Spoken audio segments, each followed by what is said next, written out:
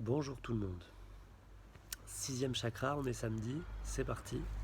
On a fait quand même un beau voyage encore cette semaine.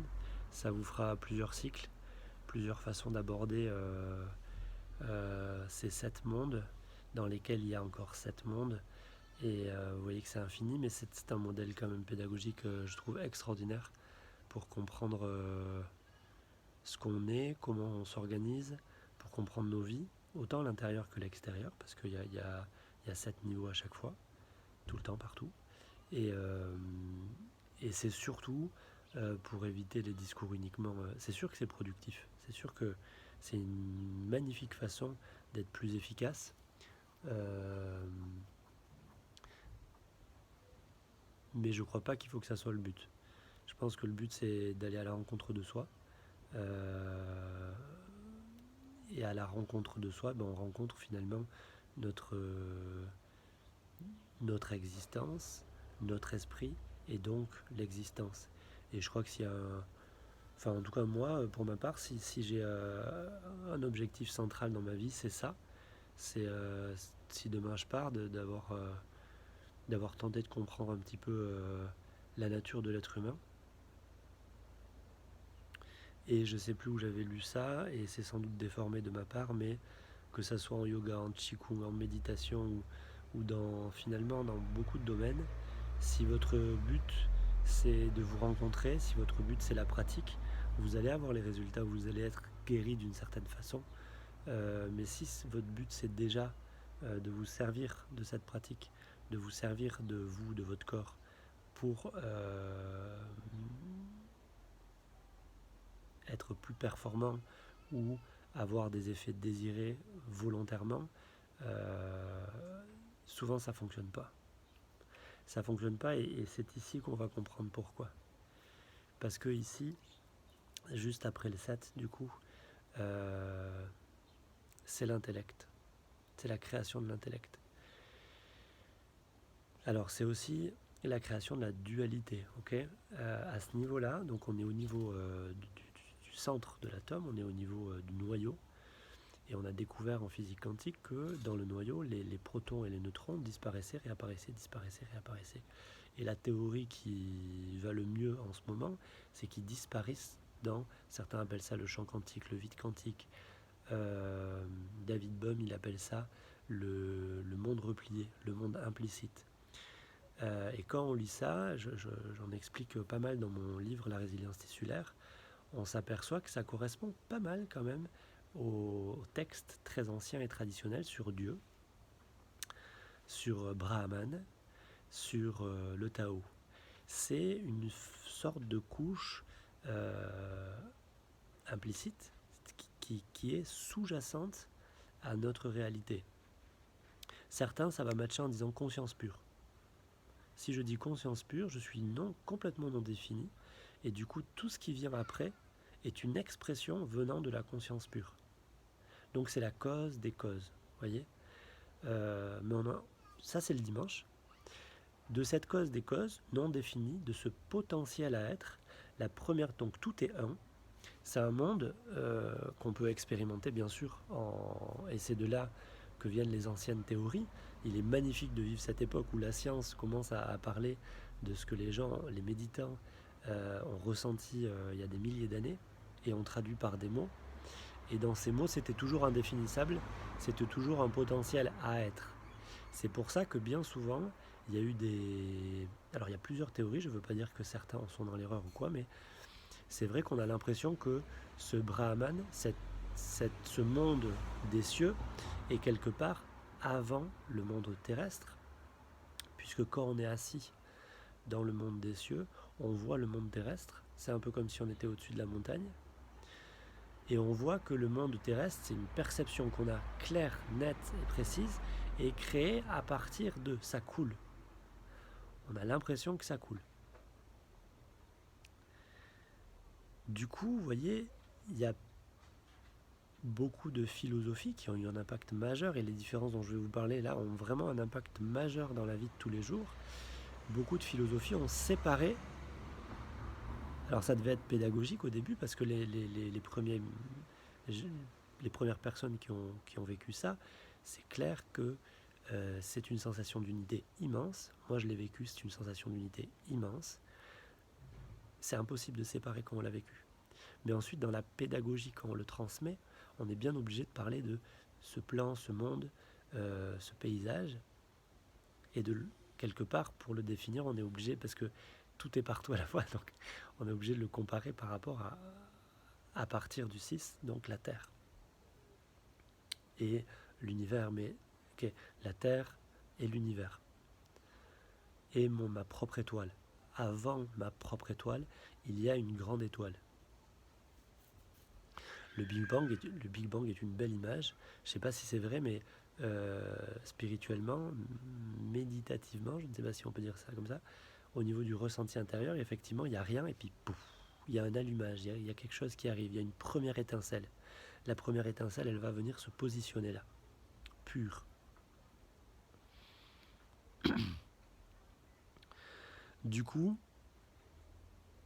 on peut avoir l'impression que les cieux sont séparés de la terre.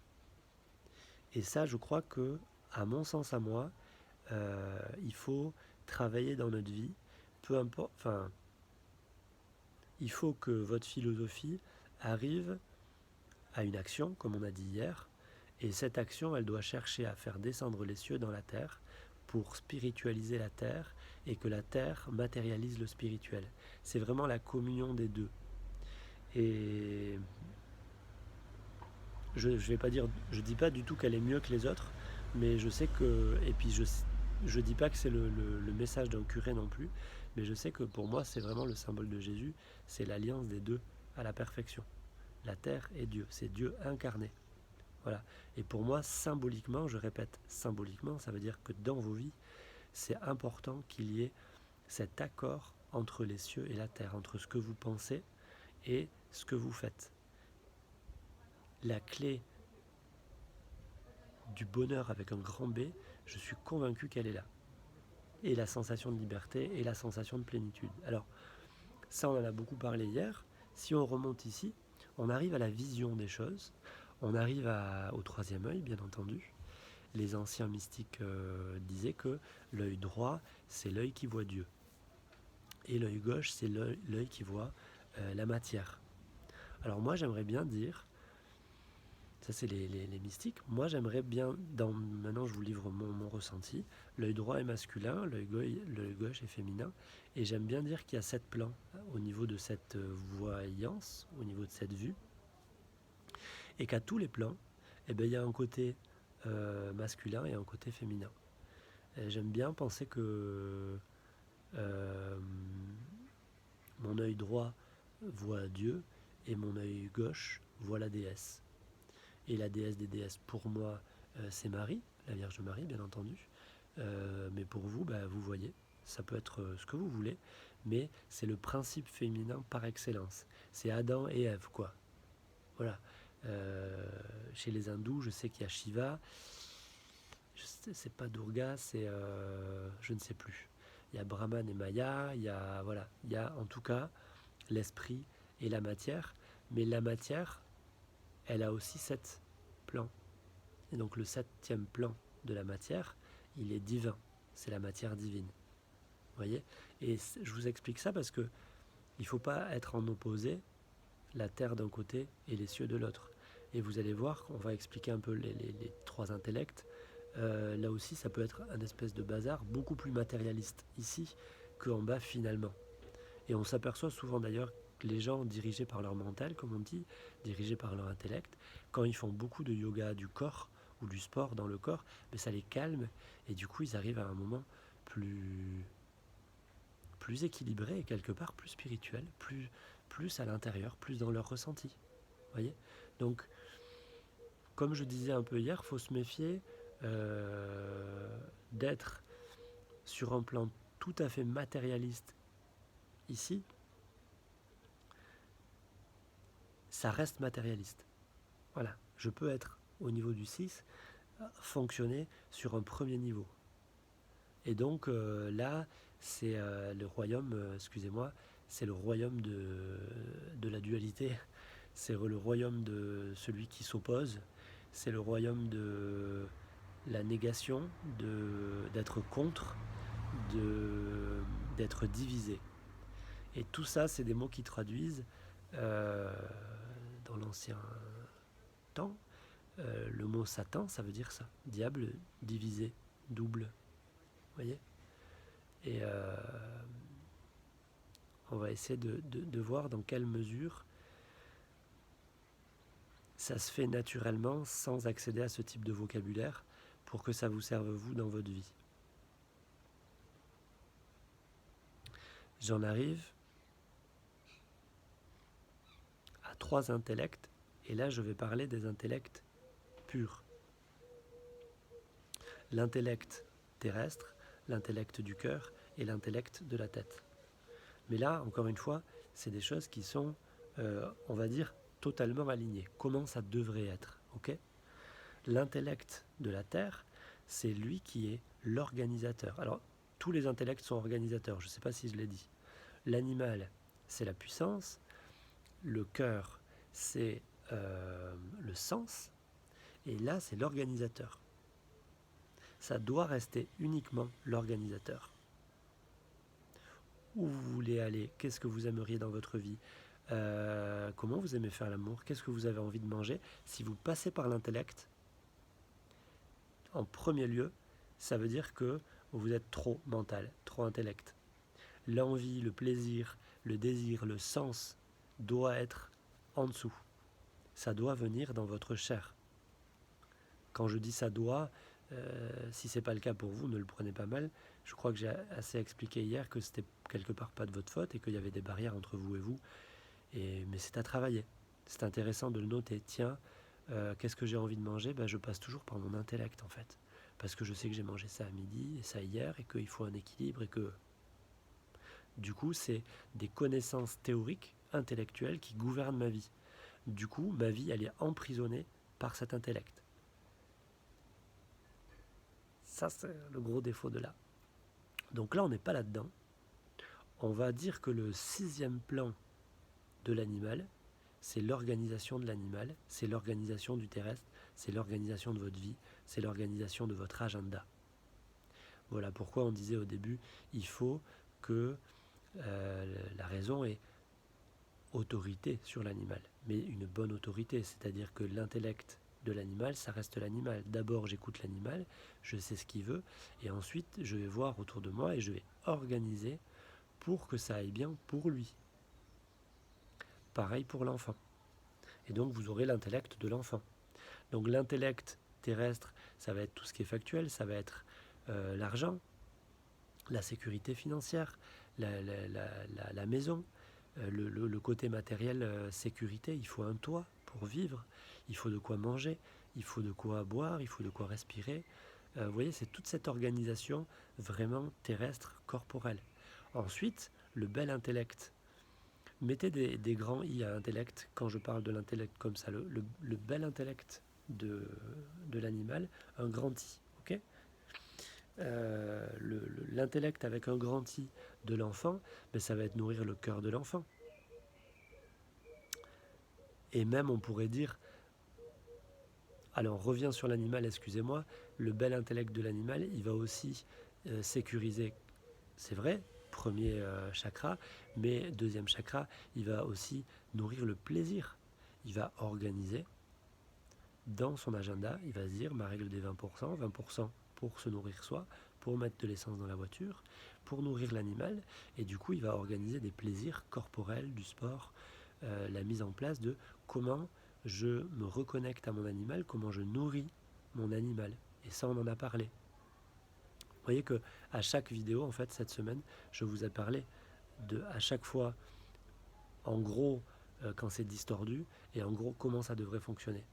Et style disait, un bon médecin, il doit connaître la santé, parce que tout le monde est capable de voir quand ça ne va pas. Et c'est précieux comme idée, parce que je crois que c'est en connaissant comment ça doit fonctionner qu'on peut se situer et qu'on peut être guidé guidé par soi-même, hein, mais on a une idée de là où on va, et du coup, ça met en exergue, ça met en... Hop, on voit, ah tiens, mais c'est pas comme ça que je fonctionne, moi. Ah mais dis donc. Après cette vidéo, par exemple, vous allez vous dire, ça va vous sauter aux yeux, mais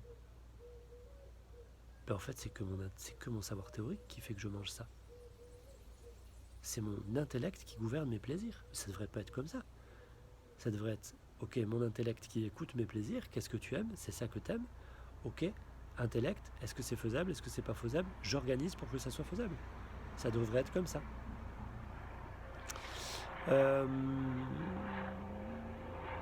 Du coup, au niveau métabolique, troisième niveau de l'intellect du bas, avec un grand I, excusez-moi, il y a un avion qui passe, un hélico, ça fait pas le même bruit. On va attendre un peu, je sais pas si vous m'entendez ou pas. Ok, c'est bon. Le métabolisme, à mon sens, on va récupérer la notion de ressources, la notion d'argent. Si vous, en tout cas dans cette vie-là, dans le monde occidental, si vous écoutez ma vidéo dans un endroit du monde où il n'y a plus besoin d'argent, alors ça sera la chasse, ça sera comment manger. On a des besoins vitaux à ce niveau-là, et les ressources, c'est important. Donc ça, c'est sain. Ensuite, on passe à l'enfant et on va commencer avec les émotions. Les émotions, et puis on va pouvoir penser à l'émotion, et puis l'art, vous voyez. Il va falloir nourrir ça aussi. Dans mes 20% qui s'occupent de moi, il me faut des belles choses. Du beau, du bon, du vrai, du beau, du bon, du vrai, ou dans le sens que vous voulez. Il vous faut ça, vous avez besoin d'être nourri de ça. Certains vont dire vous avez besoin d'une passion. On a déjà parlé des passions. Attention, si la passion est plus importante que vous, c'est que vous n'êtes pas raccord avec la vie. C'est clair et net. Si votre passion est au service de vous, mais de votre grand vous, hein, pas de votre petit intellect. Là, on parle des belles choses, des choses vraies, des choses alignées. Si votre passion est au service, dans le temps, ils vont dire au service de Dieu. Bon, ça va piquer certains. Donc, au service de la vie, au service de l'épanouissement, de la joie de vivre pour vous et autour de vous, partager. Oui, ça c'est un équilibre avec votre passion. C'est top. Elle vous nourrit et elle nourrit les autres. Et donc, ça devient un magnifique outil qui ne vous gouverne pas. Vous n'êtes pas l'outil de votre passion, c'est l'outil, la passion, et vous vous servez de ça pour la mettre au service de vous, ça vous nourrit, et des autres. Donc l'art c'est important, l'amour c'est important, je crois, en tout cas. Les relations humaines, avec le 4 aussi on va voir ça. Donc tout ça est je crois capital, et les échanges après, philosophiques, spirituels, le haut niveau, vous voyez qu'il y a une graduation, et on parlait d'organisation hier, là c'est l'organisateur. Quand vous êtes perdu dans votre vie à un certain niveau, remontez dans les valeurs. Vous remonterez grâce au 6. Vous allez aller par exemple si vous êtes en panne d'inspiration et vous êtes un peu bloqué dans votre vie sur un niveau matériel, le foyer, la maison, le concret, l'argent, les choses comme ça, et vous ne savez pas quoi faire, vous hésitez, souvent il y a des doutes parce qu'il y a plusieurs solutions et vous ne savez plus. Là, essayez de méditer et de voir comment vous pouvez remonter dans les valeurs, trouver la valeur source. Quel est le sens de votre vie? Pourquoi vous êtes là? Mais c'est à vous de répondre à cette question, c'est pas Dieu qui va vous répondre à cette question. Qu'est-ce qui vous anime au plus profond de vous? Et je vous avais donné un petit truc, vous trouvez les 3 plus grandes valeurs qui sont les plus importantes pour vous sur la planète. Ne parlez pas des vôtres. Quand vous êtes dans ces états-là, vous ne pouvez plus voir les vôtres. Vous avez une mauvaise image de vous souvent et vous ne savez pas quelles sont vos valeurs. Mais si je vous demande de citer les 3 valeurs les plus importantes pour vous, pour l'humanité et pour la planète, vous allez me donner vos valeurs. Et du coup, vous allez réenclencher à partir du 6e plan du premier, à partir du 6e monde, du 6e niveau du premier chakra, dans votre vie, vous allez faire redescendre. Ah oui, ok, c'est ça que j'ai envie d'exprimer, donc c'est ça qui est important pour moi. Et du coup, vous vous faites redescendre. Ok, donc au niveau émotionnel, c'est ça que je dois ressentir sur cette valeur, c'est ça que j'ai envie de ressentir. Là, vous allez commencer à emmagasiner de la puissance. Qu'est-ce que j'ai envie de ressentir? J'ai envie de ressentir ça. Pourquoi? Ben, ça me donne du plaisir. Ah ouais, ça me donne du plaisir dans mon corps. C'est vrai ça. Quand j'imagine que c'est ça le but de ma vie, ça m'allume. Ça me... Ah ouais. Et je sens la puissance dans mon corps. Et là, à ce moment-là, il reste déjà... Souvent, ce qu'on voit, c'est que finalement, les choix matériels, ben, peu importe, mais ça n'a plus aucune prise pour nous. C'est-à-dire qu'on n'a pas l'impression de foirer quelque chose, pardon, de louper quelque chose si on va à gauche et d'avoir quelque chose si on va à droite. On n'a plus peur de louper parce que on sait que ce qu'on veut, c'est de ressentir ça et de partager ça. Et donc, quelque part, l'endroit où on vit, la taille de la maison, la taille de la voiture, pas le plus important. Mais c'est dans cette situation-là, paradoxalement, que là, on va pouvoir décider sereinement, ok, c'est là que j'ai envie de vivre, j'ai envie d'avoir une grosse maison, une petite maison, etc., etc. Et on va réussir à faire des choix, paradoxalement, mais logiquement, quand on est détaché de ces choix. Et comment se détacher? En remontant à des valeurs beaucoup plus hautes. Et la valeur la plus haute, c'est Dieu, l'univers, parce que c'est Dieu, l'univers, qui va vous placer dans l'humanité, sur la terre, dans votre vie. Beaucoup de gens n'ont pas du tout besoin de faire ça. Hein. Et alors je ne sais pas s'ils n'ont pas besoin ou s'ils n'en ont pas conscience, peu importe. Je vois ce que je regarde et du coup, s'ils n'ont pas la demande, c'est qu'ils n'en ont pas besoin aujourd'hui et c'est très bien comme ça. Pour eux, ils sont alignés sur des chakras plus bas et ça roule et pour eux, la vie est matérielle et ça suffit et il n'y a aucun souci avec ça. Il n'y a pas de problème. Simplement, pour certains, on éprouve le besoin d'aller un peu plus loin. Souvent, ce besoin, il apparaît comme une difficulté dans notre vie. Et souvent, on nous dit ah, tu spiritualises, tu vois en Dieu parce que tu en as besoin. Et nous-mêmes, on a l'impression, on fait ça parce qu'on en a besoin. Oui, mais on en a besoin parce qu'on en a envie. On en a besoin parce qu'on en a envie. Parce que c'est ça qui nous fait vibrer. Et que parce qu'on est justement trop rarement là-dedans, on vibre moins, on perd notre énergie. Dès qu'on est reconnecté à ça, du coup, on vibre plus, nos énergies augmentent, on récupère de la force. Donc on a besoin de vibrer. Certains ont besoin de vibrer haut, certains ont besoin de vibrer bas. Il n'y a aucun souci avec ça. J'en arrivais à donc intellect avec un grand I. Ça, c'est ce qui m'a permis de faire vraiment la paix avec l'intellect. C'est les pères du désert, les mystiques chrétiens. Eux, ils avaient une sacrée image de l'intellect avec un grand I. Et pour eux, l'intellect avec un grand I, c'était celui qui était directement inspiré, guidé par Dieu. C'est leur langage. Nous, on pourrait dire qu'il y a un grand intellect, grand I, grand N, grand T, toutes des grandes lettres. Ça pourrait représenter l'esprit organisateur de l'univers et de la cause de l'univers, si vous ne voulez pas dire Dieu. Cet esprit organisateur de l'univers et de sa cause, c'est l'opposé complémentaire de l'intellect avec que des grandes lettres terrestres de la matière. On est entre l'information et entre la matière, on est énergie. Entre l'information, la matière, nous sommes la réunion des deux dans le quatrième, l'énergie, le mouvement. Et du coup, ici, le rôle sacré d'en bas, c'est d'être reconnecté à la terre. Et du coup, quand je suis reconnecté à mon animalité, à ma féminité, à mon féminin sacré, à la mère sacrée,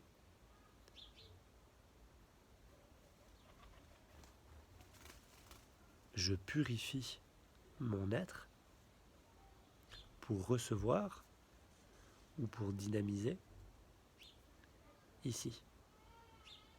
Oui, j'ai du mal à parler parce que souvent quand on parle comme ça avec des gens, on va dire c'est lui qui va dynamiser.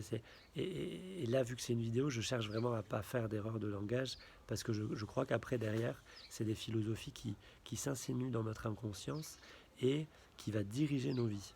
Et aujourd'hui, là où j'en suis, pour moi, il y a Brahman, il y a le monde des potentiels, le monde invisible, totalement, le non défini encore. Donc c'est ça que j'appelle Dieu. Et en dessous, il y a un Dieu homme et un Dieu féminin. Donc un Dieu masculin et un Dieu féminin. Et Adam et Ève, vous voyez. Et c'est là, et c'est du couple, de ce couple-là, que va être créé l'enfant chéri. Dans ma tradition, c'est le Christ, qui a à la fois les deux et qui voit la vérité et l'esprit. Mais quand je dis l'esprit, c'est aussi l'esprit de la matière. La matière, c'est de l'esprit condensé. D'accord? C'est de l'information condensée. Donc c'est pas moins quelque chose. Et du coup, le but, c'est vraiment de spiritualiser la matière, de la mettre en mouvement dans ma vie, et de la comprendre, de la faire bouger, et de matérialiser l'intellect avec un grand I, un grand N, etc.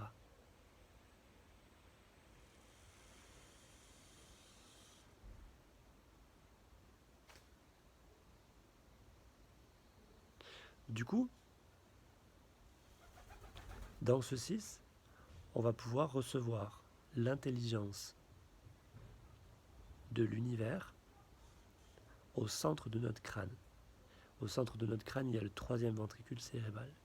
Au centre de notre crâne, il y a la fameuse glande d'hypophyse qui a deux lobes. Et c'est elle qui va recevoir cette énergie. À la fois, elle a deux lobes, elle est à la fois plus et moins, féminine et masculine. Masculin, féminin.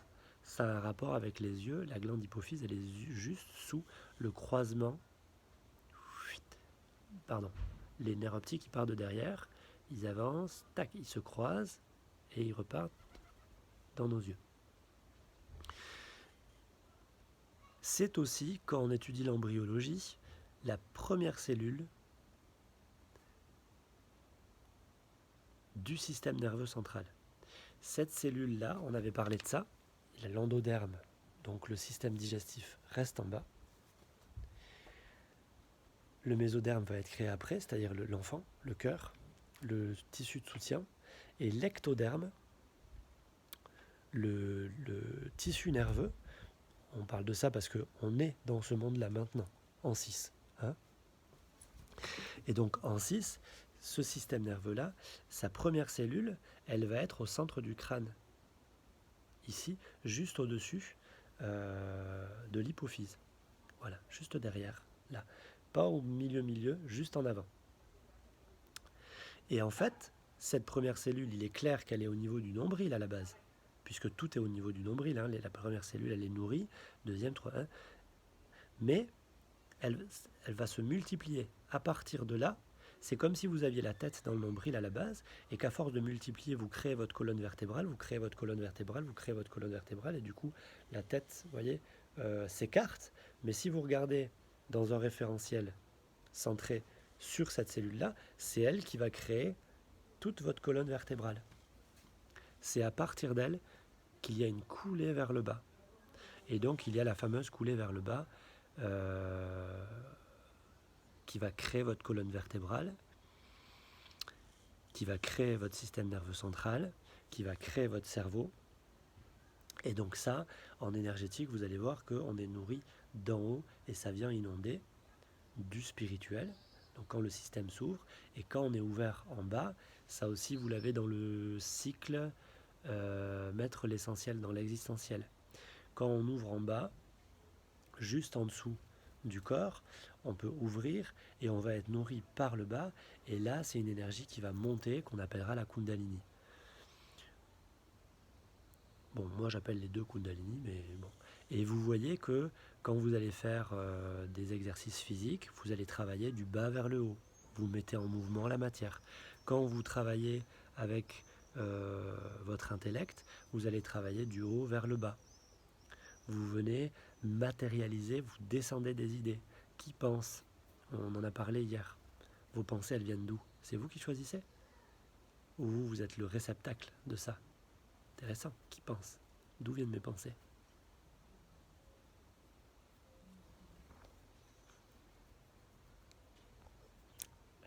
Eh bien, on enchaîne. On va essayer de faire un peu plus court. D'où viennent mes pensées? Et ça, c'est capital. On a parlé des pensées hier, mais avant la pensée, il y a l'essence de la pensée. J'ai dit, c'est Dieu, l'univers, qui va me donner ma place. J'ai dit donc place. Donc c'est tout le rôle de la vision qui peut être effectivement terrestre, matérielle, concrète, avec mes yeux quoi, mais ensuite il y a la vision psychique et la vision spirituelle. D'abord, de ce que moi je ressens, c'est d'abord la vision. Ensuite vient le mot. La vision est une fréquence. Vous allez voir une fréquence, vous allez voir même, pour être plus exact, parce que quand il n'y a qu'une fréquence, c'est l'ensemble, c'est tout. Il ne peut pas y avoir d'ailleurs qu'une fréquence, c'est pas possible. Une fréquence, c'est pas possible. Il y a un haut et un bas, donc il y a forcément une différence de potentiel. Mais vous allez voir où je voulais en venir. D'abord, il n'y a rien, et ensuite, il y a une information. Pour qu'il y ait information, il faut qu'il y ait non-information. Et du coup, vous créez la dualité ici. Vous créez un dedans et un dehors. Cette fréquence est une information d'abord dans l'espace. Et ensuite, elle va avoir un mot, un nom. Dans la Bible, il y a marqué « en un fut le Verbe ». Pour moi, le Verbe, il est là. Donc, pour moi, il arrive en 2. Voire en 3 si on compte en 1 fut Dieu. Mais si on compte à partir Dieu, numéro en 1, on a créé quoi? Là, puis là. Donc, ça arrive en 2. C'est important dans nos vies, ça. Hein, parce que ça ne commence pas avec la pensée. La pensée, elle vient de quelque part, elle a une cause. La pensée, c'est déjà des mots. L'animal, il n'a pas la pensée parce qu'il n'a pas les mots comme l'être humain. Et si penser, c'est assembler des mots et des concepts philosophiques que l'être humain a créés par toutes ces philosophies, toutes ces générations, les religions, etc., ben on pense à partir de tout ça. On se sert de ce matériel-là que l'animal n'a pas. Pourtant, l'animal, il a ça et il exprime bien des choses. Donc, en un fut le verbe, il faut se méfier du mot verbe. C'est pas un mot, c'est une fréquence. Et la fréquence, moi, je la place ici. Voilà. Et comme vous avez vu dans les méditations que je vous ai déjà proposées, donc ici, on est sur la méditation Om, H-O-2-M-E. Méditation guidée. Vous avez eu la méditation de l'animal, vous avez eu la méditation de l'embryon, donc ça c'était sur le ventre, et vous avez eu la méditation de l'enfant, et la méditation homme va chercher cette étoile universelle et la faire re-rentrer dans notre propre système. Donc, pour ceux que ça ne dérange pas de dire, Dieu vient à l'intérieur de mon système. Voilà. Et il va donner naissance à mon étincelle à moi. Cette étincelle-là, je reviens sur les fréquences et je reviens sur la forme. Dans le noyau, les neutrons et les protons n'arrêtent pas de disparaître, revenir, disparaître, revenir. Donc ils vont dans Brahman, ils vont dans le monde implicite et ils reviennent. Ils vont dans Dieu, ils disparaissent, ils se mettent à l'état de potentiel et ils se matérialisent, ils reviennent. Quand ils reviennent, ils ont une couleur, proton, neutron. Ils ont une couleur, il y a une différence de potentiel, il y a une fréquence du coup, ils ont une signature. Ils sont quelque chose, et s'ils sont quelque chose, ils sont quelque chose par rapport à autre chose. Tout ça, c'est là. Et tant que je reste aligné sur l'intellect grand I, grand N, qui descend directement du plan invisible de Brahman, du plan des potentiels, et que j'exprime ma propre fréquence, je suis avec mon grand Ti et les petites lettres. Ok ? Mais ce niveau-là, puisqu'il va s'agir du cerveau et quand même de l'intellect, c'est là aussi où il va y avoir la première dualité entre je pense et je ressens, entre le masculin et le féminin, mais aussi entre l'information pure, donc le 7e niveau de chaque chakra, et l'information basse, premier niveau de chaque chakra, que j'ai pris par l'intellect de l'humanité, dans les livres, la théorie. Toutes mes mémoires, j'ai engrammé et je réfléchis. Et ça va être aussi le piège ici, et c'est le plus grand des pièges. C'est le royaume de l'orgueil. Et souvent, chez les mystiques chrétiens, c'était l'orgueil qui faisait, les types travaillaient, et à la fin, c'était souvent l'orgueil qui plaque, qui cassait toute l'échelle qu'ils avaient construite, et ils retombaient à zéro, enfin, entre guillemets à zéro, et ils devaient remonter. Moi, je pense qu'ils ne tombaient pas à zéro. Moi, je pense que c'était une leçon de la vie, encore une fois, pour les renforcer à ce niveau-là, et que l'orgueil fait partie de l'homme, et que l'orgueil, si je m'en sers, c'est ok. Si elle est au service de Dieu, c'est ok, parce que on est tous les enfants de la création, et je crois qu'on est, d'un certain point de vue, on n'a pas conscience de cette valeur-là. Hein. Très souvent, on a facilité à dire que les plantes, les animaux, tout descend de Dieu, tout est fait par Mère Nature, même les autres, hein, les gens et tout, mais nous-mêmes, c'est difficile. Donc là, je dirais pas que c'est un manque d'orgueil, parce que ce mot, il est trop entaché, mais c'est de l'orgueil inversé, quoi, voyez. Et je crois que, d'ailleurs, ces gens-là utilisaient le mot dignité avec un grand D, quand ça se passait bien, qu'ils étaient pleinement alignés. Là, c'était plus de l'orgueil, c'était de la dignité. Et dans la dignité de l'homme, l'homme se laisse infuser par Dieu. Donc il se laisse infuser par l'étoile universelle pour nourrir sa propre étoile, et il aligne toute sa vie là-dessus. Et cette lumière va le placer. Et chaque chose aura une place. Chaque arbre a une place. Chaque arbre ne fait pas la police pour toute la forêt. Non, non, non. C'est Dieu qui organise le tout. C'est pas vous en tant qu'être humain. Et ça, vous voyez, on va arriver sur l'orgueil, bien sûr. Mais l'orgueil est issu d'un oubli et d'une peur. Vous avez oublié que la vie coulait à travers vous et vous ne le sentez plus. Puisque vous ne le sentez plus et qu'on vous a appris depuis petit à tout gérer et à avoir peur, que quand vous ne gérez pas, ça se passe mal, et bien vous allez prendre toutes vos connaissances intellectuelles, tout ce que vous avez amassé, vous allez créer votre intellect et vous allez le placer là. Et donc c'est votre petit vous, votre petit moi, qui va s'asseoir sur le grand trône qui n'était pas pour lui. Si je reprends lui et que je le remets en bas, tout va bien. J'ai des connaissances, c'est des outils, je vais m'en servir, mais ça doit être gouverné par mon grand moi, mon moyen moi. Enfin, non, là vous voyez, je mets une échelle de valeur, c'est pas ça. Mon moi spirituel, mon moi enfant, et mon moi, désolé, il y a un camion.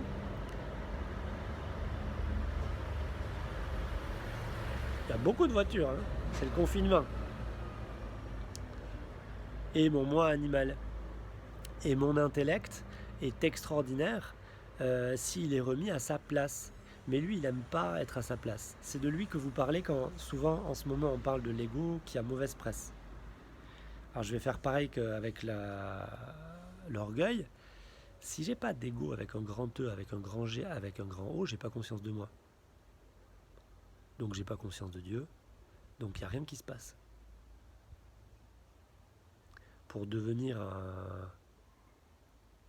le fils de Mère Nature, pour pas dire le fils de Dieu, pour devenir vraiment, pour incarner ma source, pour la faire vivre ici-bas dans ma vie, il faut bien que je sois centré sur quelque chose, et ça s'appelle l'ego. Et pareil, il y aura grand E, grand G, grand O, grand E, petit G, petit O, et en bas, petit E, petit G, petit O. Quand on parle de l'ego en règle générale, on parle petit E, petit G, petit O. Donc c'est celui qui a appris, qui est déconnecté de sa source, c'est-à-dire de ses intuitions, de ses instincts, de ce qu'il ressent.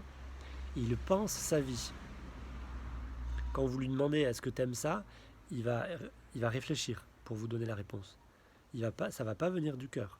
Même s'il vous dit moi j'aime le rouge, dans sa tête il sait pourquoi il aime le rouge, parce que ça fait rapport. Et très souvent, c'est pour ça que ça arrive en dernier, très souvent on peut faire une magnifique démarche spirituelle et monter, uniquement avec l'intellect. Petit i. Avec l'ego, petit e. Et on peut être aussi fouettez-moi, et ne pas du tout être dans l'ego. Vous savez, l'ego, c'est pas forcément celui qui dit je suis plus fort, hein, c'est aussi celui qui dit je suis le plus faible et qui se met derrière, qui se cache souvent derrière des religions ou derrière la science. Ah ben, c'est la science qui l'a dit, alors c'est vrai. Mais qu'est-ce que t'en penses toi? Qu'est-ce que tu ressens dans ta chair? Mais je ne sais pas en fait. Moi, je sais ce que dit la science. Ok, donc tu vis en intellect, uniquement dans l'intellect. Encore une fois, c'est pas un mal.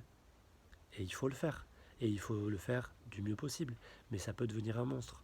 Parce que j'utilise du coup ma propre volonté. Et la croyance que c'est dans mes mains. La finalité est dans mes mains. Comme si de vivre, la finalité était dans mes mains. Ce qui est dans tes mains, c'est de ne pas sauter du 7e étage, de ne pas foutre en l'air ta vie, de faire du mieux que tu peux. Mon fils Noé, il m'a dit hier, on parle jamais de Dieu, hein, mais des fois ça lui vient comme ça. Ouais, papa, il est où Dieu? Je dis, bah, il est partout Dieu.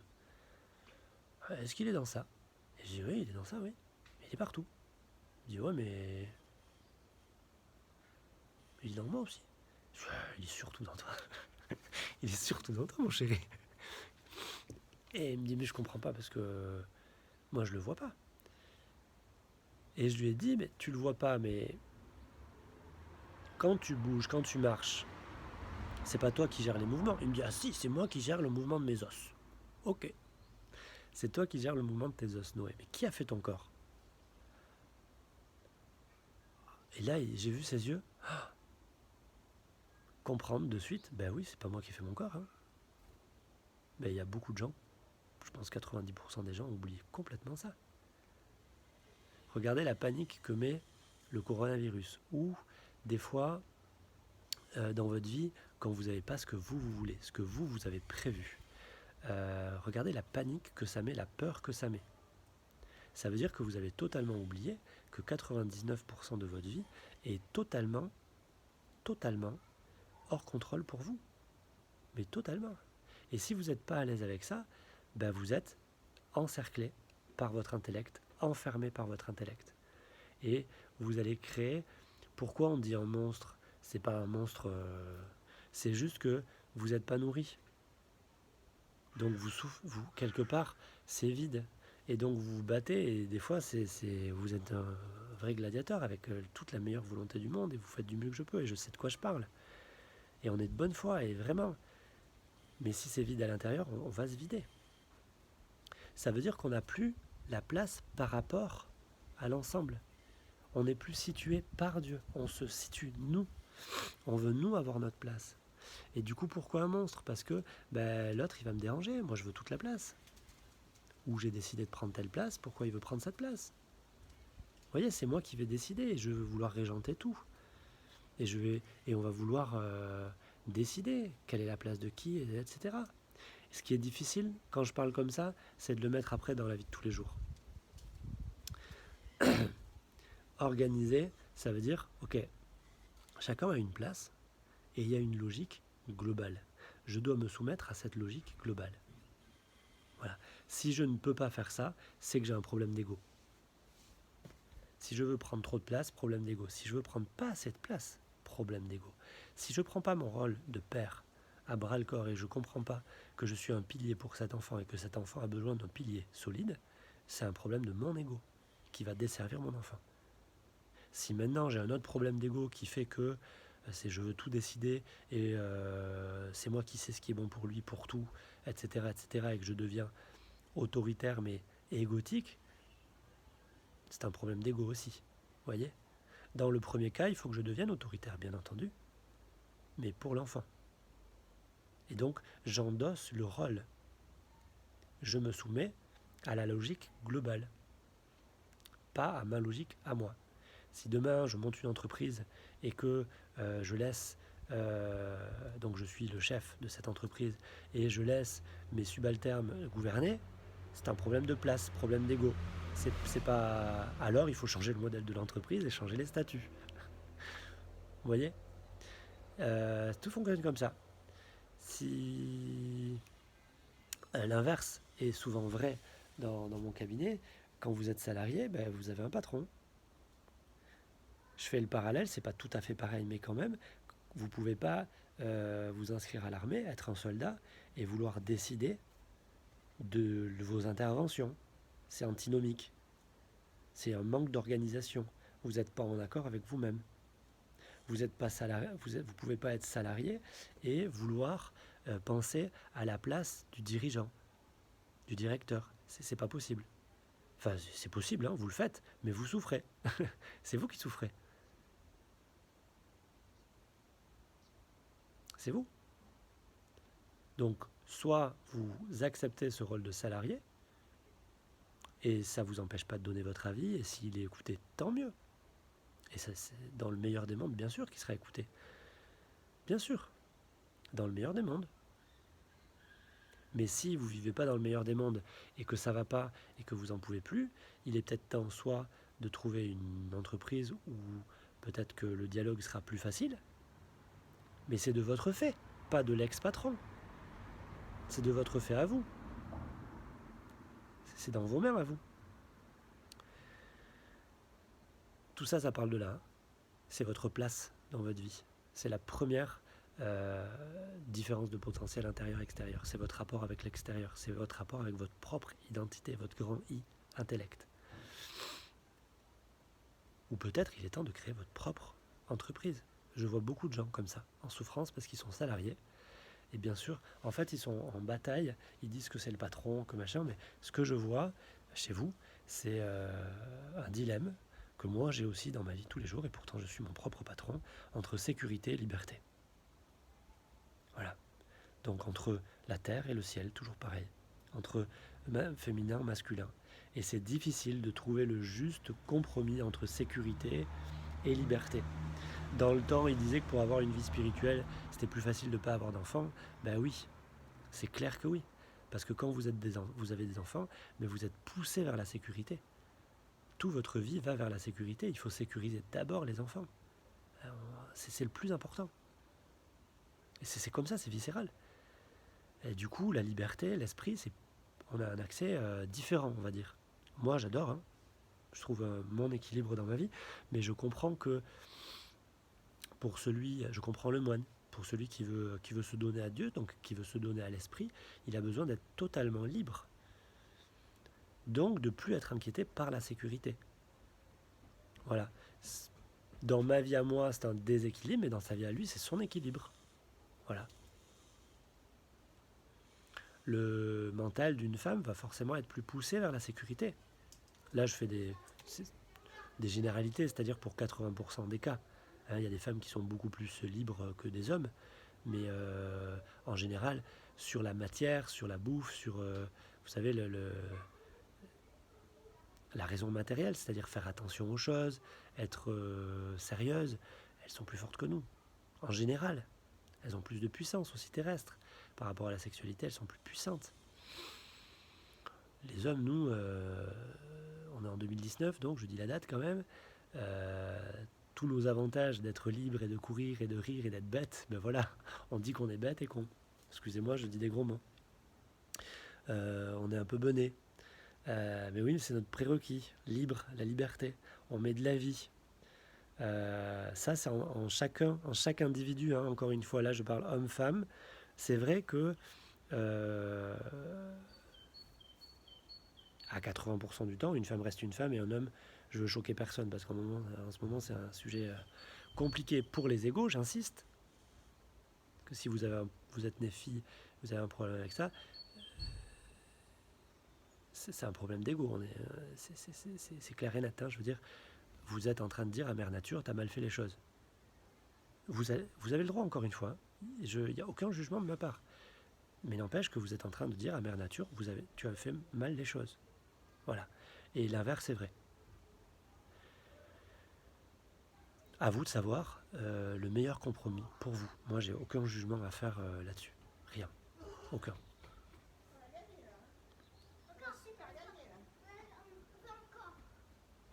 Et donc, à l'intérieur d'un individu, c'est pareil.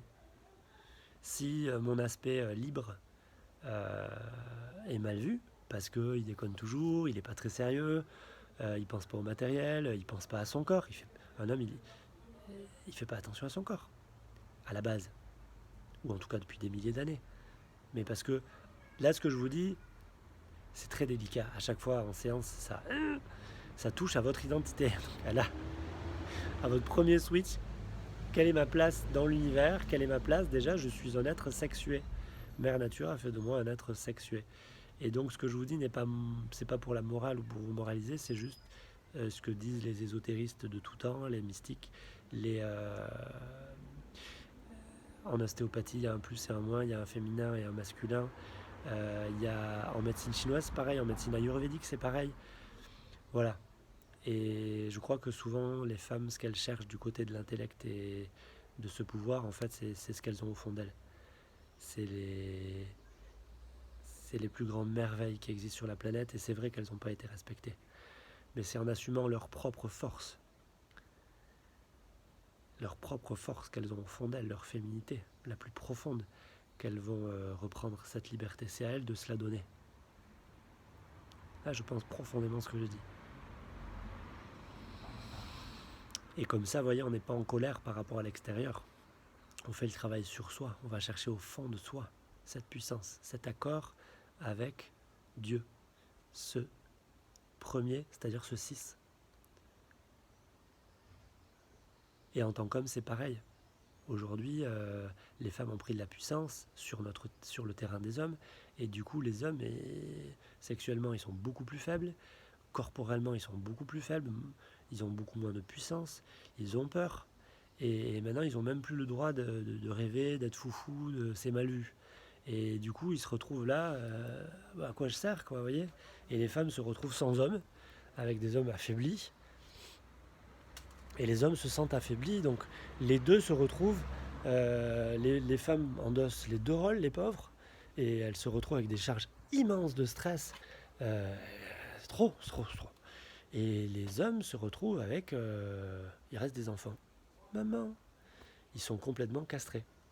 D'un côté, on a un homme castré, et d'un homme, on a une femme qui explose, qui s'inflamme, parce que c'est trop.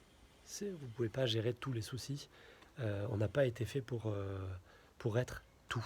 Si vous voulez être tout, c'est un problème de votre ego, c'est votre volonté, c'est un petit monstre qui vous bouffe la vie, qui est là. Et voilà. 53 minutes quand même, hein. Navré. J'espère que ça vous intéresse. À l'intérieur de moi, j'ai Adam et Ève. J'ai un homme et une femme. C'est clair et net. Mais par rapport au monde extérieur, entre guillemets, je suis un homme. Donc, j'ai un maître, un professeur à moi qui dit qu'un homme est à 70% un homme et 30% une femme, et qu'une femme est à 70% une femme et 30% un homme. Je ne sais pas si c'est... Peu importe, mais j'aime bien l'idée, parce que ça met une proportion, et ça prend en compte le fait que j'ai un homme et une femme à l'intérieur de moi. Je ne suis pas qu'un homme. J'ai bien des émotions. Et d'ailleurs, je suis bien embêté avec ça. Moi, mes émotions en tant qu'homme, je suis très embêté avec ça. Alors que les filles, les femmes ont moins de problèmes avec leurs émotions. Par contre, pour me prendre la tête, c'est assez facile. Pour réfléchir, c'est assez facile. Alors que les femmes, pour réfléchir, ça leur fait du mal. C'est pas attendez, hein, je ne dis pas qu'elles réfléchissent moins bien. Pas du tout. Très souvent, elles réfléchissent mieux parce qu'elles partent de leurs émotions. Et donc, elles sont souvent beaucoup plus alignées. Simplement, ça leur fait du mal. Leur système est fait pour de la douceur, du corps, du charnel. Vous voyez? Une femme, faut faire attention à ce que je vais dire maintenant. Si vous la privez de plaisir dans son corps, elle fane. Un homme peut s'en sortir avec une Bible ou avec Socrate ou avec Bouddha. Un homme peut s'en sortir. Il peut, dans la spiritualité, être épanoui. Une femme, c'est très difficile. Si elle ne le sent pas dans son corps, si sa spiritualité ne passe pas par sa chair, par son corps, par sa vérité à elle, par ses émotions, elle se fane souvent. C'est très compliqué. Du coup, je vous ai expliqué tout ça. Donc, il y a un intellect roi avec un grand I, un grand N, un grand T, des grandes lettres, qui doit pouvoir descendre par le 7 c'est demain, et pouvoir s'asseoir sur le trône, ici. Et nourrir directement, c'est ici le feu nucléaire. Satprem, Robindo, Homer, il parle de Saur Ani. Saur Ani. Saur Ani. Pour eux, c'est le feu solaire. Alors, c'est le feu solaire. Oui, si on compte que dans le Soleil, c'est des réactions atomiques. Voilà. Si vous voyez le Soleil comme un feu, moi par exemple, le Soleil, il est dans le ventre parce que c'est un feu métabolique. Voilà. Mais parce que je suis, c'est une vision pour le coup erronée de ma part, hein, parce que voilà. Mais n'empêche que pour moi, c'est l'image du feu. Voilà. Là, c'est le feu, donc feu métabolique ventre, feu électromagnétique, énergétique, le feu de l'âme. Hein. Et là, c'est Saurani, c'est le feu de la création. Ce feu, ça m'a beaucoup touché quand j'ai lu ça dans le livre de Satprem sur la conscience, quand il parle du parcours d'Aurobindo. J'ai plus le nom en tête, si j'y pense, je le mettrai. C'est le livre le plus connu d'Aurobindo. Je crois que c'est Aventure de la conscience ou quelque chose comme ça. Et Saorani, il explique que il vient du vide et c'est la première chose qui existe. Et ça existe partout et dans toute chose. C'est un feu universel. Eh bien écoutez, en tout cas, l'Église, je ne sais pas, vous, je ne sais pas, mais d'après les mystiques chrétiens, donc la base de cette tradition, eh ben, ce qu'ils appellent Christ est dans toute chose, partout, à la base de toute chose. C'est la lumière qui est dans toute chose. Et ils appellent ça autrement, ils appellent ça vérité avec un grand V, un grand E, un grand R, un grand I. Et là, on arrive sur la vision des choses. Est-ce que vous voyez clair ou est-ce que vous voyez trouble? Est-ce que vous voyez avec votre intellect petit i, petit n? Donc, parce que voir l'extérieur, c'est comprendre les places, comprendre ce qui se passe, et voir l'intérieur, c'est se comprendre, ok? Donc, il y a d'abord cette réception, d'abord cette vision. Est-ce que votre vision, elle est claire ou sombre? Est-ce que votre vision, elle est teintée de tout ce que vous avez appris et de l'intellect? Quand je regarde un arbre, vous ne savez pas les milliards de processus de mémoire qui se passent, qui comparent pour dire c'est un arbre. C'est un truc de fou.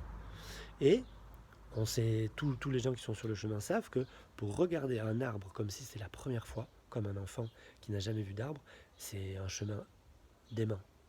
C'est très, très, très compliqué. Donc c'est très, très, très compliqué d'arriver à l'intellect avec des grandes lettres de partout. D'accord ? Parce que c'est ça, le grand intellect, c'est de trouver le feu primaire qui est en chaque chose, le feu universel. Elle, Saur Ani. Je crois que c'est pas loin de la définition du Bouddha symbolique. Je pense que c'est pas loin de tout personnage qu'on a mis en avant qui fait pont avec Dieu. Vous voyez, le 7, on est avec Dieu, on est dans Dieu. Ok ? Le 6, Dieu est en nous. Écoutez ça, celle-là, il faut que je la note. Le 7, dans votre état de conscience, parce qu'il faut revenir à du concret, vous êtes dans Dieu, vous êtes dans l'infini. C'est ça la perception. Vous n'êtes plus votre corps, vous avez... Hop. Le 6, c'est Dieu qui est dans vous. L'intellect, l'intelligence avec des grandes lettres, rentre en vous. L'intelligence universelle, Saur Ani. C'est une puissance aussi, bien entendu. Hein. La plus grande des puissances. Je crois qu'Einstein appelait ça l'amour. Il y a une lettre qu'il avait écrite à sa fille où il dit qu'il n'avait pas eu le temps d'en parler, mais qu'après toutes ses recherches, il était clair pour lui que ce qui gouvernait l'univers, ce qu'il avait trouvé partout, c'était l'amour. Et je crois que ce physicien parlait de cette place, de cet équilibre des choses. Vous voyez, il y a des forces, peu importe comment on les appelle, électromagnétiques, pesanteurs, il y a des forces de répulsion et des forces d'attraction. Basta. Et donc, il y a une force de base. Il y a un tissu de base. Il y a une substance de base. J'ai appelé mon livre La résilience tissulaire parce que je pense qu'on est une société très mentale et du coup, le mot tissulaire, vous savez, on parle d'un tissu social, on parle d'un tissu hépatique, on parle d'un tissu écologique. Et du coup, je me suis servi de ce mot parce que je me dis, tiens, ça peut inciter les gens à revenir dans la perception substantielle des choses. Mais à la base, certains parlent de conscience, d'autres parlent d'esprit. Les mystiques chrétiens parlent d'esprit. Les bouddhistes, je ne sais pas. Ils disaient que la prière devait être en esprit et en vérité. Donc en esprit, c'était pas pour ne plus être dans la matière, c'était pour trouver ce lieu, cet endroit qui existe partout. Et en vérité, quelle est l'étincelle qui existe partout? C'est le couple. Et on arrive au couple magique Ève et Adam, œil droit Adam, œil gauche Ève, féminin masculin sacré, matière, donc substance, endroit, en ostéopathie on dit structure, donc il faut un contenant c'est pas mal, un contenant et contenu dans le 6. En psychologie on peut dire le je et le moi. Je c'est l'étincelle, je vais faire quelque chose, et moi c'est le contenant. Moi contient je, et je fait bouger moi. Saur Ani. C'est un mantra extraordinaire. Si vous répétez Saur Ani, Saur Ani, Saur Ani, vous appelez le feu universel à l'intérieur de vous, et c'est là qu'il va venir se poser.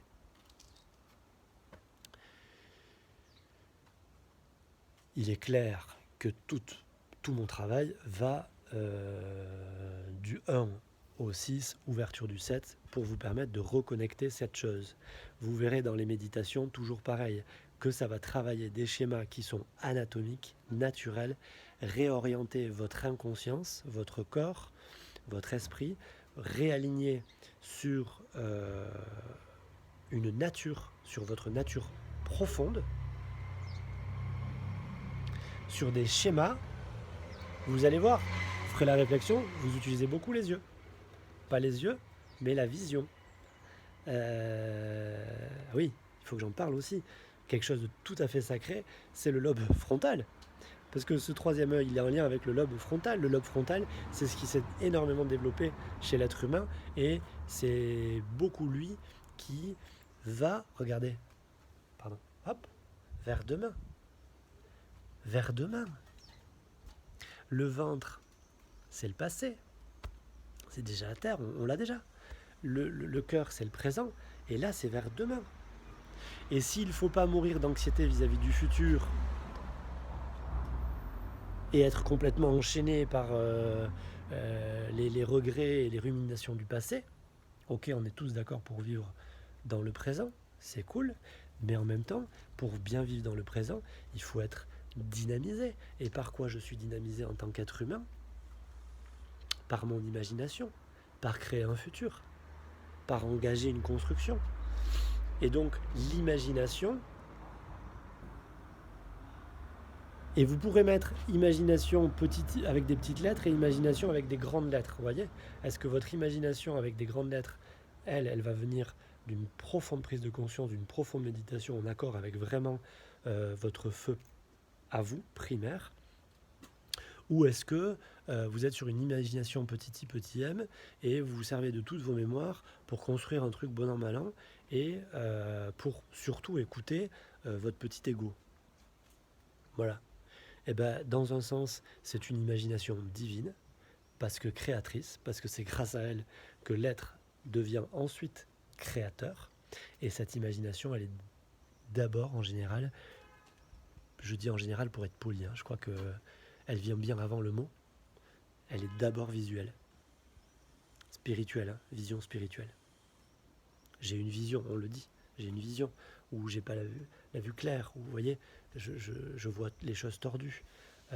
D'abord je vois les choses, ensuite mon corps il ressent les choses, et du coup toute ma vie, quelqu'un qui a, on va revenir par rapport à hier, par rapport à la compréhension des choses, là on va un peu plus haut, c'est la vision des choses. Je comprends ce que je vois, donc si mes yeux voient mal, si mes yeux sont entachés par petit intellect, je vais voir les choses que sur mon prisme, ma réalité à moi. Et en plus, là, j'imagine qu'elle est négative. Mais tout va devenir comme ça. Donc moi, je vais devenir comme ça. Vous voyez, rappelez-vous de ce que je vous ai dit hier, on est fait pour digérer ce qu'on nous fait. Mais nous, notre façon de voir les choses, vous ne pouvez pas le digérer. Il faut d'abord travailler sur vos yeux, donc sur votre 6e chakra, votre vision des choses.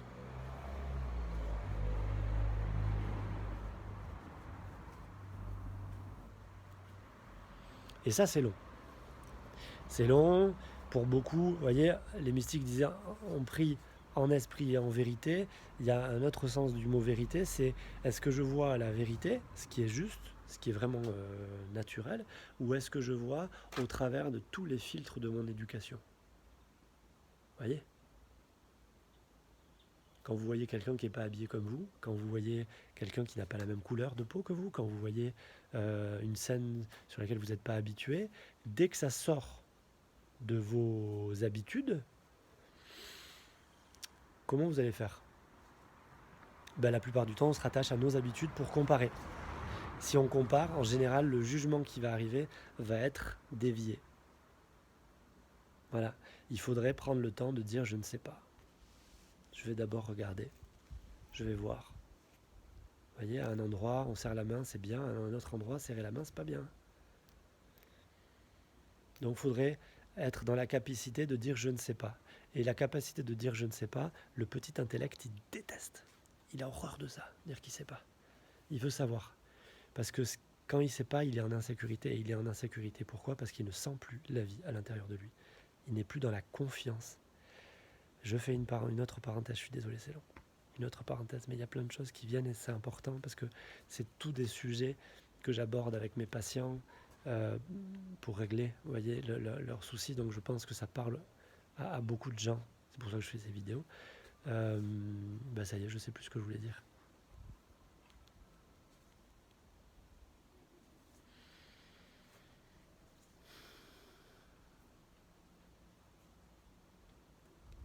On parlait de vérité, de voir la vérité, avec un grand V, voir la vérité au-delà de mes filtres, donc au-delà parfois de mes mensonges. Je vais voir l'autre comme il est, ou je vais le voir au travers de mes propres filtres. C'est pour ça que certains disent la plus belle des qualités, c'est savoir écouter. Savoir écouter, c'est très compliqué. Savoir écouter l'autre, c'est très compliqué. Savoir écouter Dieu ou votre nature profonde, mais je crois que c'est le prérequis. Pour savoir vraiment écouter l'autre, je pense qu'il faut d'abord savoir écouter votre nature profonde. Et ça revient pour savoir dire je ne sais pas. Je vois bien ma nature profonde et moi je sais que dalle. Je sais rien. Ce que j'appelle moi, c'est rien. C'est de la mémoire et c'est des jonctions de mémoire. C'est une espèce de Picasso avec la mémoire. Et ce qui me crée par contre ma nature profonde, je peux l'appeler moi. À condition de vraiment comprendre de quoi il s'agit et de ne pas tomber complètement dans l'orgueil. Je peux l'appeler moi, mais vraiment, si je comprends bien que j'y suis pas, quoi. Dans la vie de tous les jours, concrètement, j'y suis pas. Voilà. Si vous y êtes, tant mieux, mais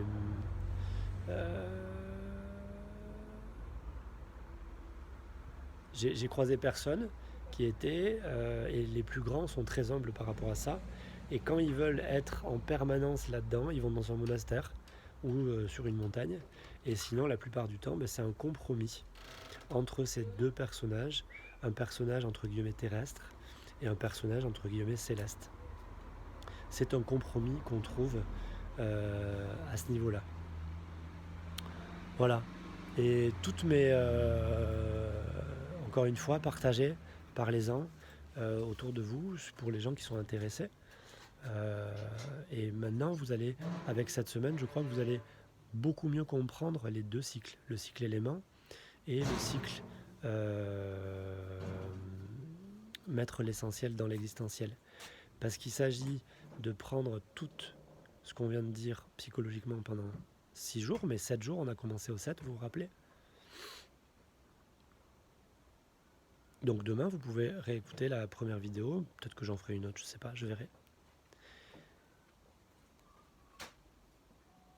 Et du coup, cette psychologie-là correspond à ce qu'on engramme dans les méditations. On vous met en état de conscience modifié, on ouvre votre esprit et on met des informations et on fait des voyages. Ne vous inquiétez pas, c'est jamais spécifique, personnel, c'est toujours des archétypes, des symboles justement pour que ça matche dans votre système, pour que ça fonctionne dans votre système. Mais l'anatomie énergétique, c'est comme l'anatomie physique, on en a tous une. Et elle est tous quand même globalement pareille. Et du coup, c'est pour ça que c'est de la méditation thérapeutique. Parce que ça vous permet de laver, réaligner, dynamiser sur une source saine.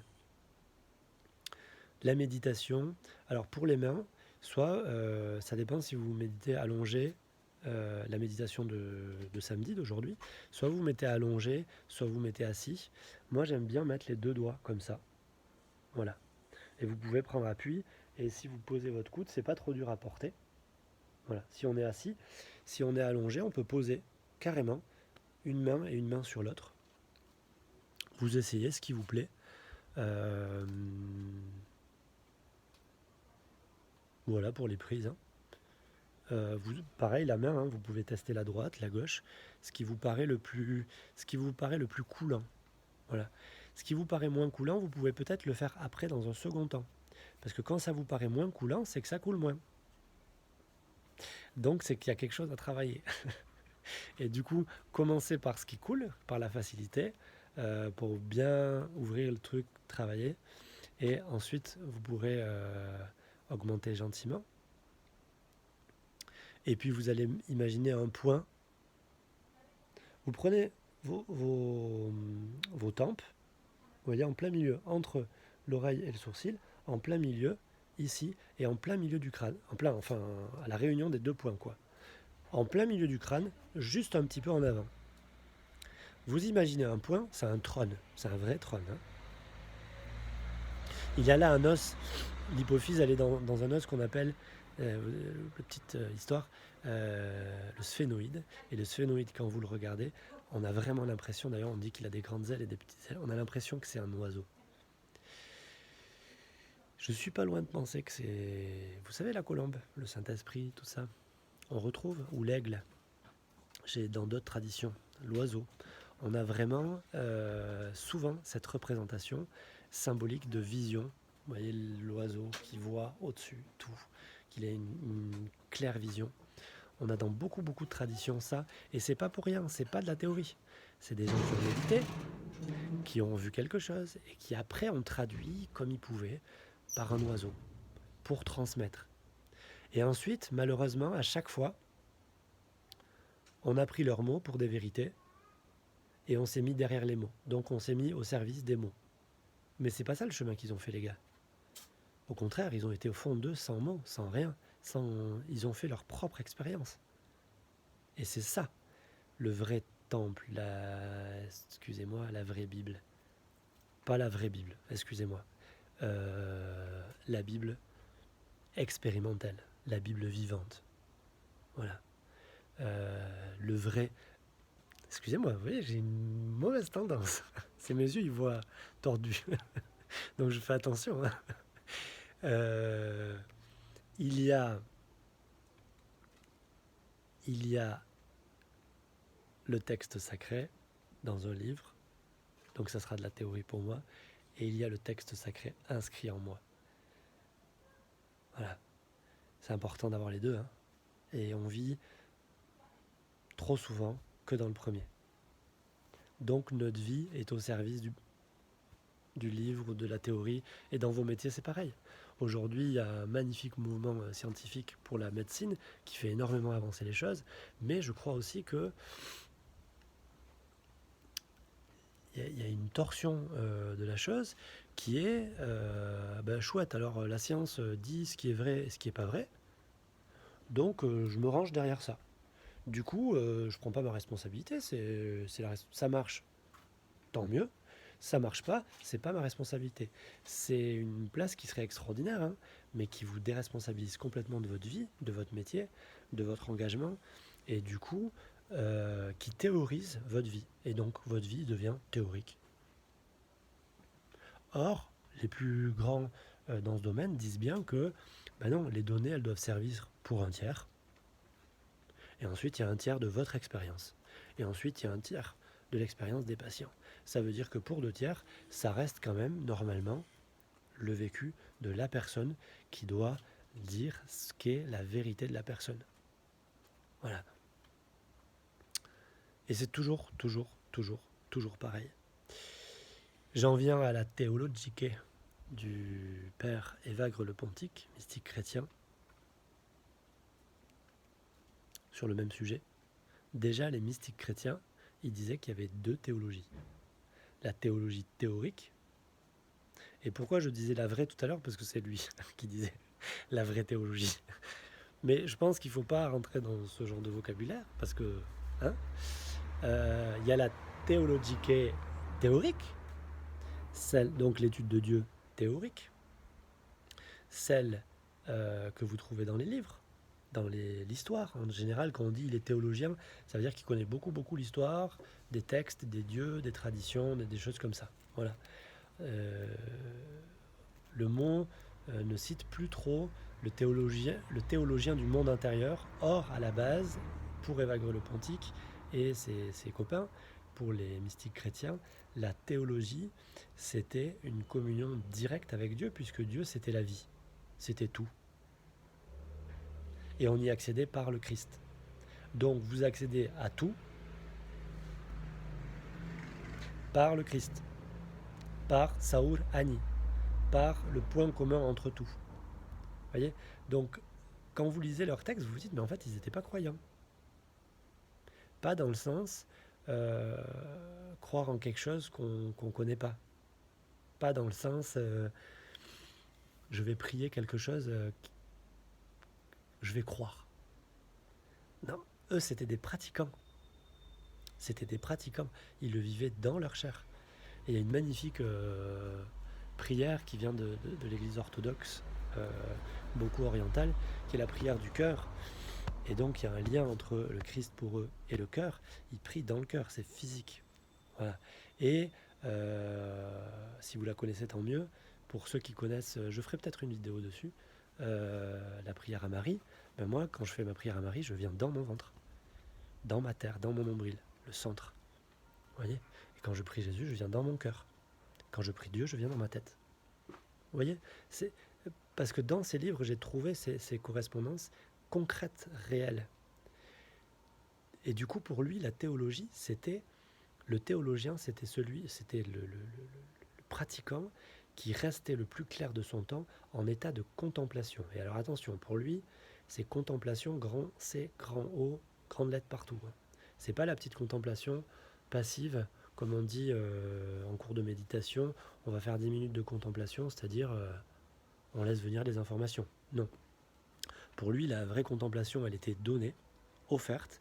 Son travail, c'était de travailler sur les 6 premiers niveaux, de purifier les 6 premiers niveaux, de purifier donc son corps et son âme, et d'être dans une dévotion, de prier, parce que ça ne dépendait pas de nous. Il faut arrêter avec cet orgueil, ça ne dépend pas de nous, de prier le Seigneur, l'univers, Dieu pour lui, de nous donner grâce et de nous donner la contemplation. Ça voulait dire nous donner les yeux de Dieu. Voir avec les yeux de Dieu, je crois que c'est cette sensation qui existe quand on est dans Brahman, dans Dieu pour eux, et que du coup, on voit l'intérieur de tout. Tout est partout. On voit la grande raison des raisons, on voit la cause des causes. Et vous voyez, il y a beaucoup d'informations dans ce que je vous dis là. J'ai retrouvé cette notion de dévotion dans le yoga. Le yoga, la dévotion, c'est même un type de yoga, et ça fait partie normalement de la pratique du yoga. On sait très bien qu'il y a toute une partie qui dépend de nous, mais le mot final, il faut le laisser à une conscience supérieure. C'est inévitable, et les neurosciences ont prouvé aujourd'hui que c'était un bon axe, un axe nécessaire pour que le cerveau fonctionne de façon optimale. Donc j'en reviens, c'est pas des gens qui croyaient pour croire. C'était des gens qui étudiaient l'esprit, qui étudiaient le psychisme, qui étudiaient comment être le plus efficace possible. C'était des gens, en tout cas de tous les livres que j'ai lus d'eux, des gens totalement pragmatiques. Et quand j'entends des bouddhistes, des moines parler, je trouve ça totalement pragmatique. Et c'est le même pragmatisme, simplement c'est pas les mêmes mots. Et c'est tout, ils mettent pas les mêmes choses derrière les mots.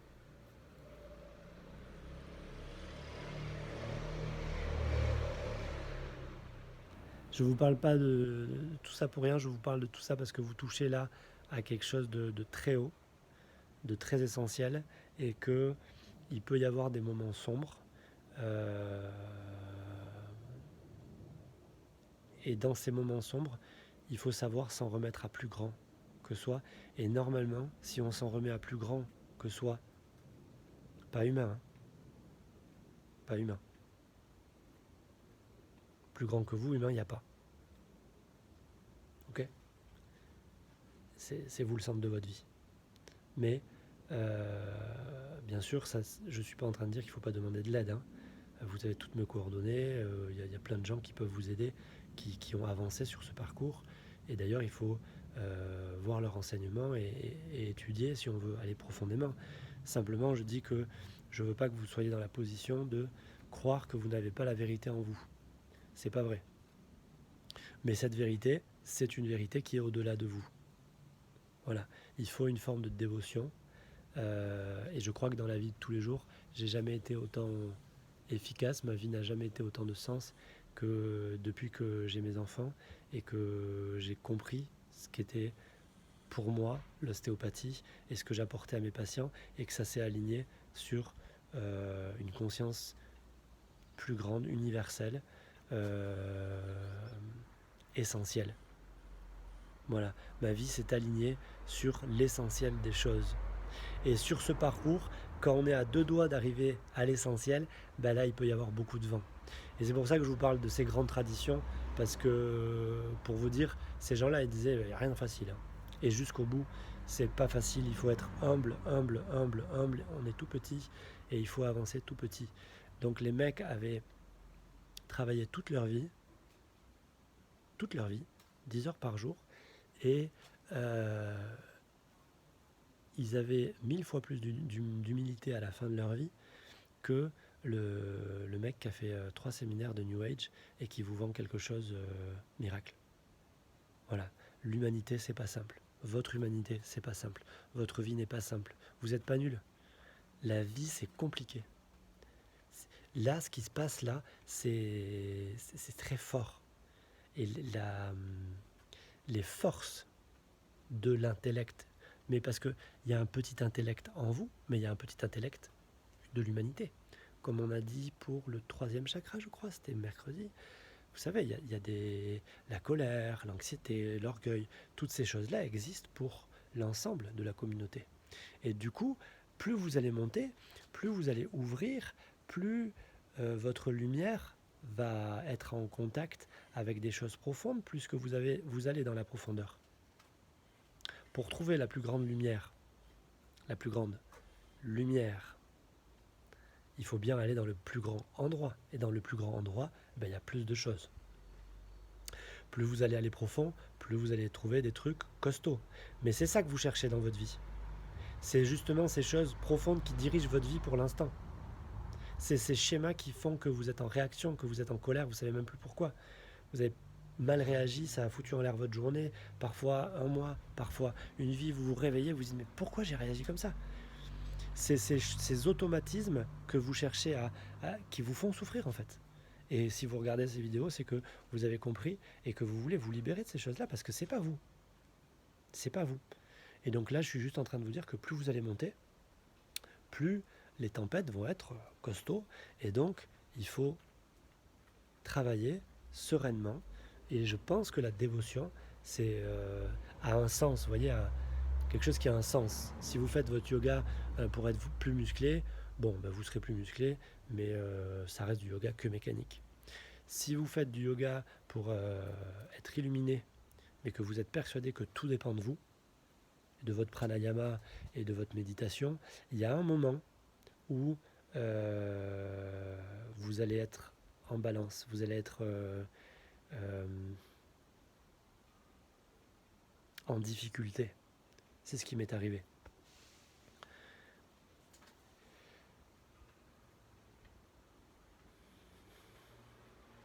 On n'a pas du tout le temps, hein, mais quand même.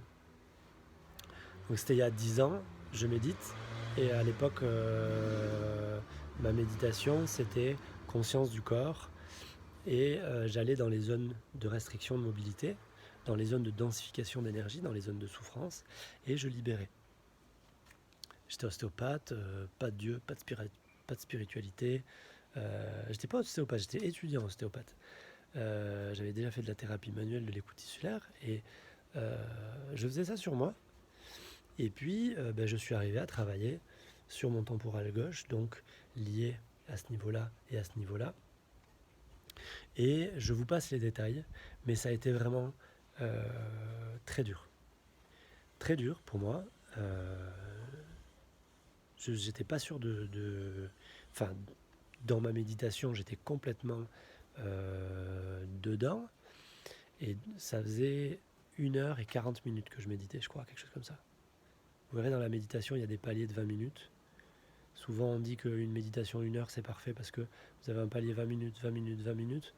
Mais vous verrez que dans le sport et tout, c'est souvent 20 minutes, 20 minutes, 20 minutes. Il y a des paliers.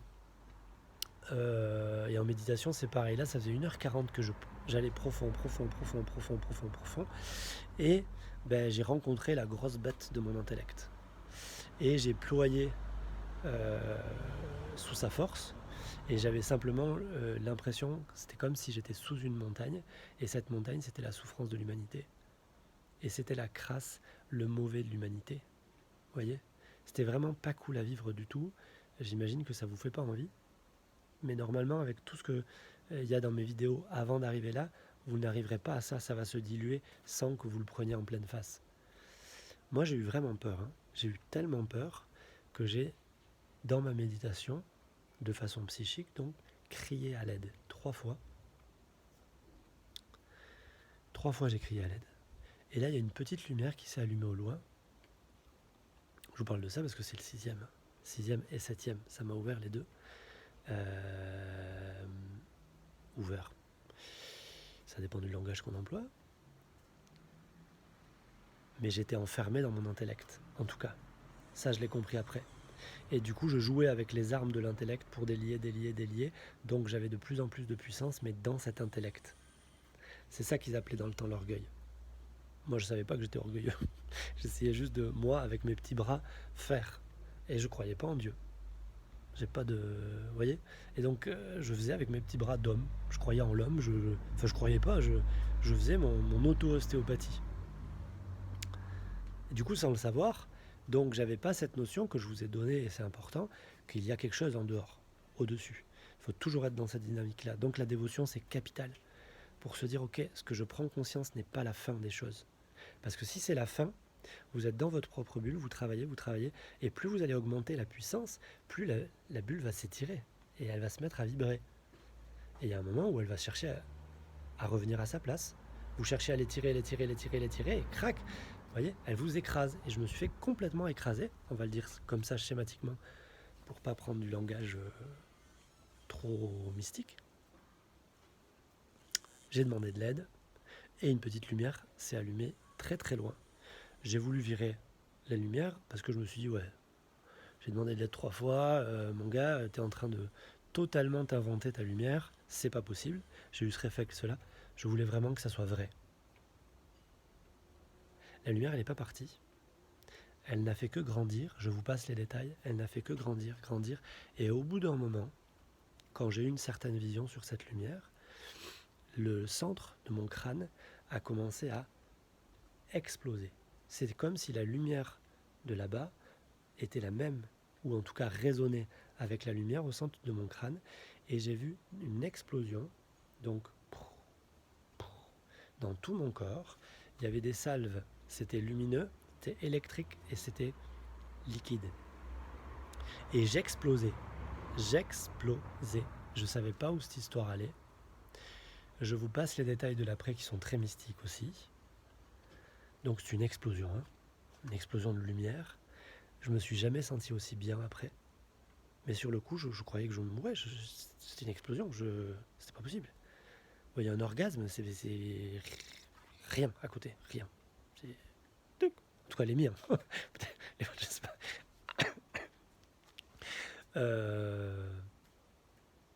Après ça, j'ai plus jamais eu d'asthme. Ça fait une dizaine d'années.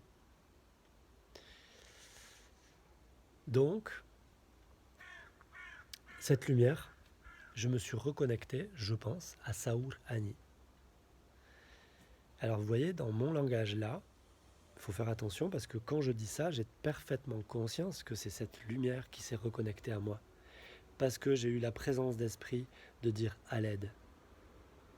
Parce que, par un miracle, et même ça, je trouve que c'est un don parce que je ne peux pas dire que ça dépend de moi.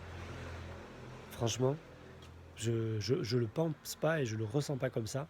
Je sais pas par quel miracle j'ai eu la présence d'esprit de dire je ne m'en sortirai pas. Ça ne dépend pas de moi, ou en tout cas, je ne peux rien faire à l'aide. Et dans ce à l'aide, il y avait l'espoir. L'espoir est une des plus grandes qualités et valeurs. Une des plus grandes, vraiment. Vivre en perpétuel espoir, c'est quelque part vivre en perpétuel amour avec Mère Nature et Dieu. C'est un feu à l'intérieur de nous, l'espoir. L'espoir, c'est pas le début du chemin, c'est la fin. Ça aussi, ça me vient des mystiques chrétiens. Et j'ai mis longtemps à le comprendre et c'est extraordinaire l'espoir. C'est extraordinaire. C'est magnifique. Et du coup, il y a eu ce petit truc qui est allumé, qui a fait que mon système ma bulle a pu s'ouvrir un tout petit peu. Et là, mais Mère Nature, elle attend que ça de venir m'aider. Elle attend que ça. Le divin, l'univers, vous l'appelez comme vous voulez, cette lumière, Saour Ani, n'attend que ça de venir reprendre sa place. Parce qu'à la base, ça lui appartient. Tout ça, ça vient de lui. Et moi, avec mes petites pensées que j'ai engrammées pendant mon éducation, je me suis mis à oublier, à croire que tout ça c'est moi. Mon corps c'est moi. Oui, bien sûr. C'est moi qui fais toute la chimie de mon corps. C'est moi qui gère mes neurones, c'est moi qui gère mes pensées, c'est moi qui gère tout ce que je parle depuis tout à l'heure. Mais pas du tout. Pas du tout. Et quand on comprend ça, c'est un plaisir immense parce que c'est quelque chose qui passe au travers de nous. Et du coup, déjà on souffle. Moins de pression, moins de volonté. Les choses se réalignent et on laisse le grand intellect entrer, s'asseoir sur son vrai trône à lui, pousser notre petit intellect et lui rappeler que lui, c'est juste un outil pour permettre à lui, dans une forme de cohérence, d'alignement par rapport à ce qu'on a parlé beaucoup hier, pour créer dans ma vie quelque chose. Bien. Donc, un point au centre du crâne, vous l'avez compris. Vous respirez là-dedans. Je vous conseille de descendre et de remonter. Donc, conscience du corps.